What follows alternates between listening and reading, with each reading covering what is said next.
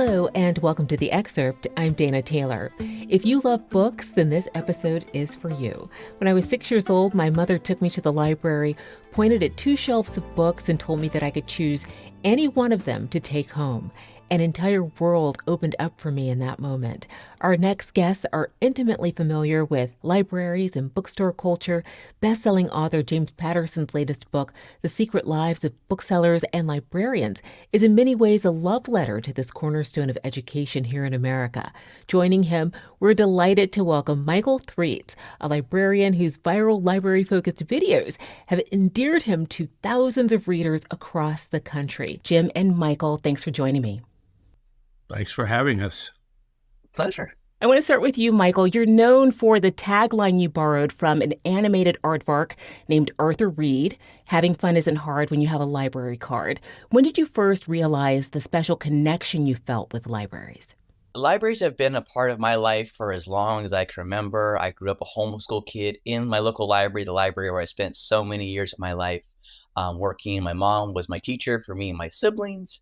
And I just remembered I love the library ever since I was probably 3 years old, is my known timeline of being a library lover, the library's biggest fan, going to summer reading shows, doing the Pizza Hut Book It Challenge, reading books to get a free personal pan pizza. It's always where I felt safe when I didn't feel like I could be myself. So honestly, from the age of 3, I just turned 34 not too long ago. So it's been 31 years of just loving the library. And Mychal, your videos on social media, they've been viewed millions of times. You have over 1 million followers. Why do you think people are attracted to your message? You know what? I don't believe it's me and my message that they're attracted to. I think what they're attracted to is library joy, which, as much as I'm obsessed with library joy is not mine. It's every library assistant, library shelver, librarian, library lover, school librarian. It's all their joy. And I'm just honored to be the narrator of these library stories. I love visiting libraries in as many places as I can, and there's just always something happening. And Mychal is right. It is a joyful place. But unfortunately, there's a lot of stuff going on right now which isn't so joyful in terms of what librarians and booksellers have to put up with. And I think what's important for people to understand, and what the book tries to do, is to reinforce the idea that these are really, really good people who want to help other people. That's why they're there. That's why they're willing to take jobs that really are hard work and don't necessarily pay that much. And of all the people in the world, these are the least kinds of people that should be threatened and attacked, which unfortunately is going on a bit now. My mother was a teacher and a librarian on the weekends. So my 3 sisters and I, the weekends we would be in the library, certainly Saturday. And we grew up on leftovers and library books. That was kind of our deal as kids. And it was all good. It was all good. You brought up some unpleasantness happening around libraries recently. Book bans have been on the rise in the States, across the country in recent years. Mychal, as a librarian, and then Jim, with the work that you've done on this book, what do you see as the risk here for young readers? I'll start with you, Jim. Oh, it's huge. I mean, for starters, right now the percentage of kids reading at grade level in this country is 43%, which is terrible. So it's just hugely important. And libraries play a big part in that, as do bookstores, in terms of getting kids reading. With bookstores now, I mean, kids are reading less, which is really unfortunate. And COVID hurt it even more, hurt the reading levels. So it's tough times right now. You know what? I entirely agree that the banned books is such a huge problem. That's why we're trying to refocus things on the joy of reading, the happiness of reading, the rekindling of that interest and energy for books and for literature. That's why I'm so obsessed with not only library joy, but with book joy, because it really is a problem with literacy. It should be a choice. It should be a conversation between grown-up and library kid, but it should also be able to be the same way for other library kids and other library grown-ups. We can't forbid these books just because one person is afraid of them. My books have been banned several times here in Florida and Texas. And I don't like to preach to the converted. I like to talk to the people who are getting in the way of things. And in terms of their language, where they mostly don't want the government in their face, okay, so fine. I don't want strangers telling the people in my family what they should and shouldn't read, okay?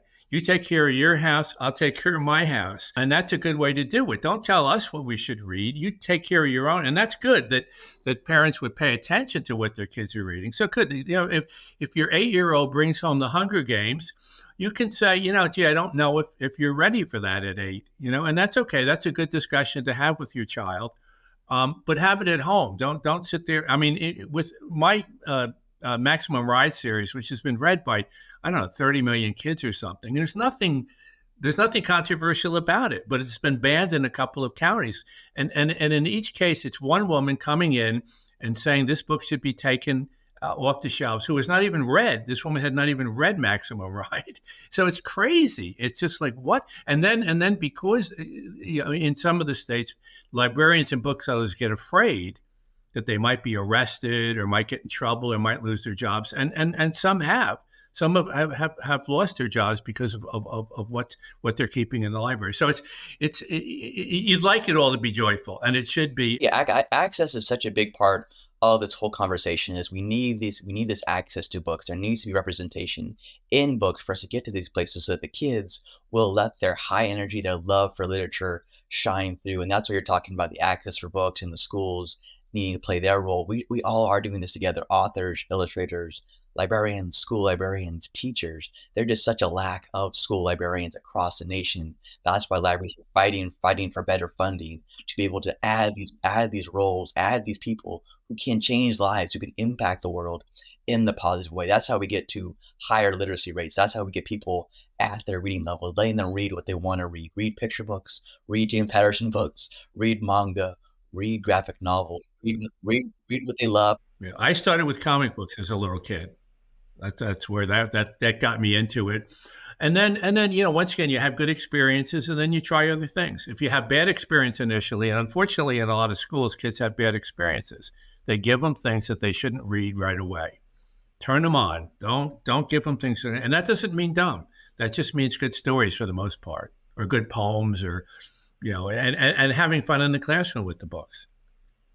Don't worry too much about grammar and things like that. We'll get there, but initially get them loving the books and reading the books, and then you can, once that happens, you can go from there. So, Jim, let's talk more about your book, because you've both brought up really important issues that are being faced by booksellers and librarians. And I'm wondering, you've talked about how the book came together, but where did the idea for the book first germinate? I just thought it'd be a good thing to do.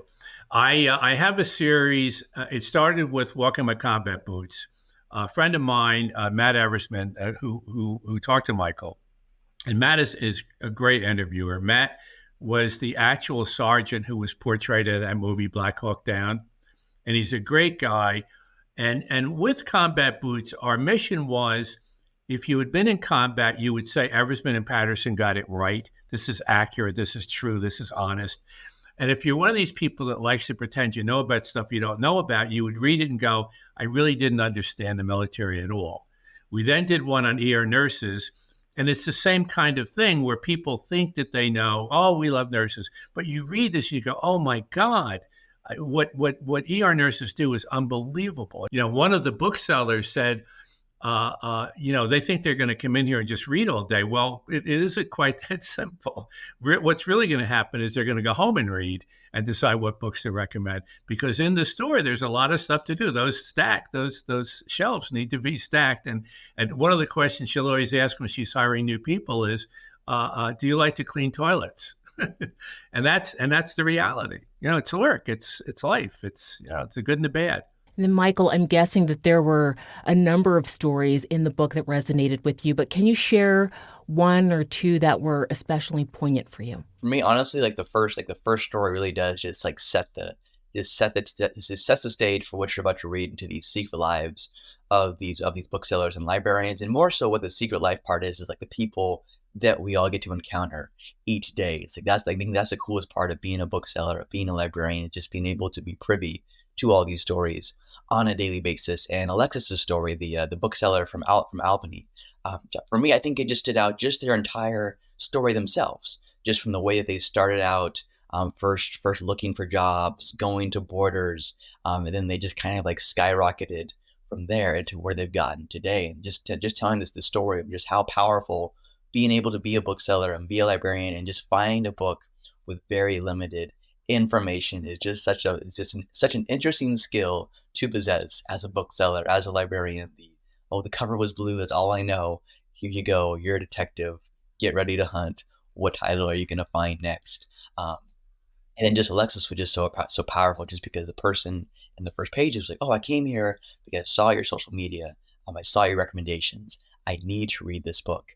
And then the fact that they get to make just these personalized orders for people based on something that they think that they would like that's to me, that's such trust in a person to say, "I like what you like to read. Please tell me what I'm going to read next." Like that is like there's so many books out there for people to devour.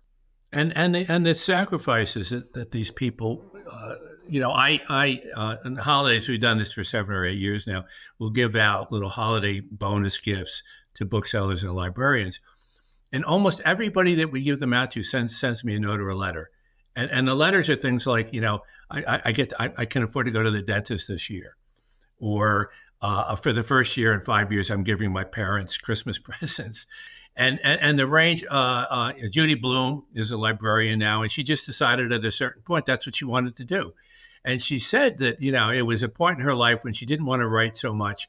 And but the joy she gets up every morning, she says she gets up every morning and loves going into the bookstore and recommending books to people, and loves it. And then you'll have, like the librarian at Sing Sing Prison, and how important it is, and what it means to go around and for some of these people, some of whom haven't been convicted at a certain point, they're just waiting for to have books for them to read.